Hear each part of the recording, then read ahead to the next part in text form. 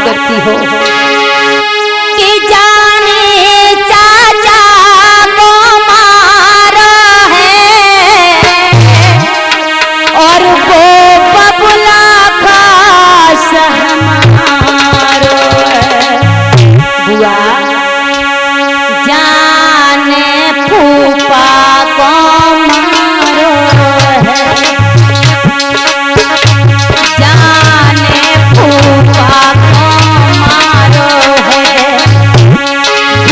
भैया खास तुम्हारो है।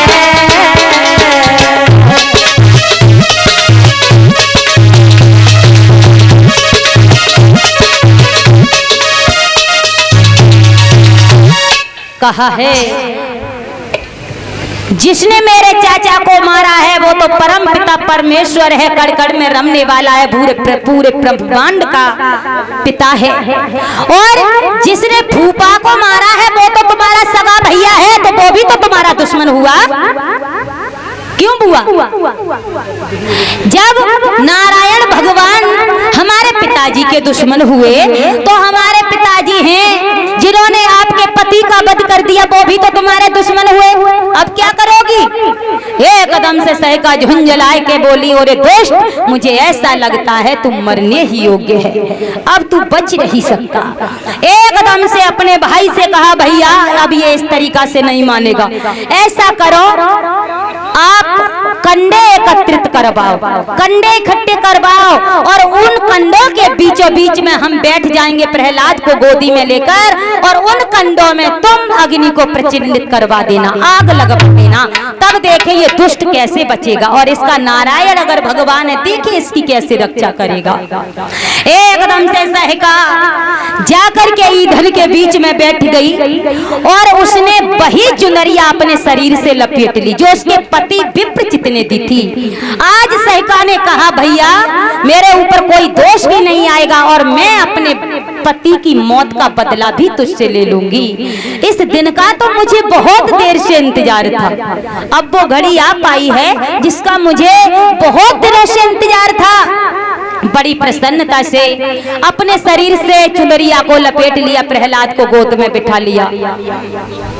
जैसे ही मेरे बंधुओं अग्नि प्रचंडित हुई है, नारायण भगवान ने अपनी ऐसी लीला दिखाई है, इतनी जोर से हवा आई है मेरे भक्तों, वो सहका के शरीर से चुनरिया छूट करके प्रहलाद के शरीर से लिपट गई और सहका जल करके वहीं पर राख हो गई, उसका प्राणांत हो गया।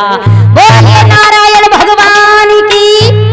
प्रहलाद नारायण नारायण करते हुए फिर से पिताजी के सामने पहुंच गए। ये बात जब देवताओं ने देखा बहुत अच्छा लगा।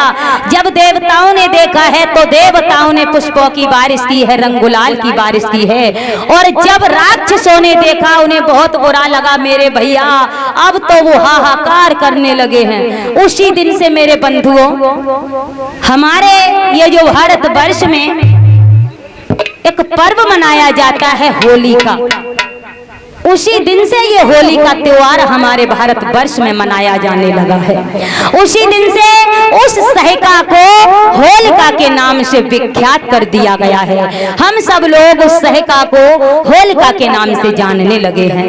मेरे भैया जब ये बात देवताओं को अच्छी लगी है, पुष्प रंग गुलाल की बारिश की, और ये बात राक्षसों को बहुत गलत लगी तो उन्होंने क्या किया, पत्थर और कीचड़ों की बारिश की।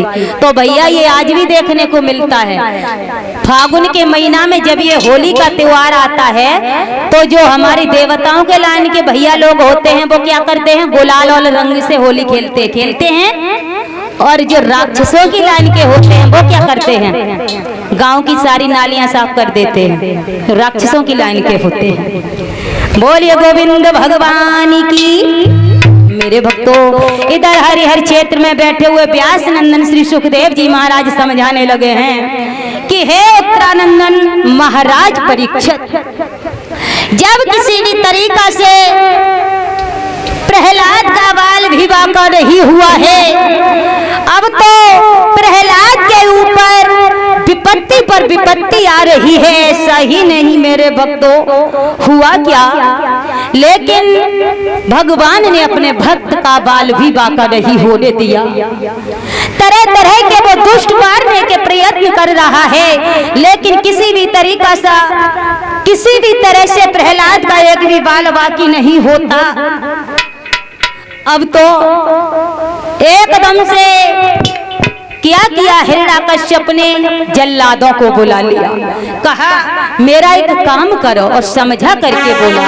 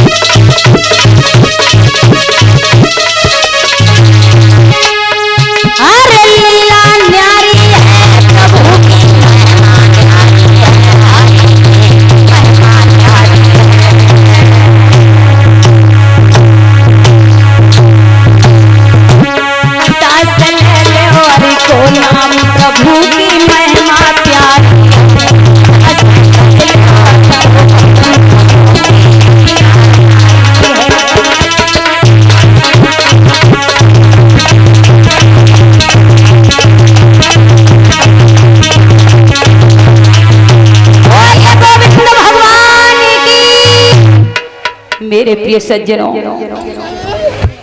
यार पानी दिखाए दो भैया।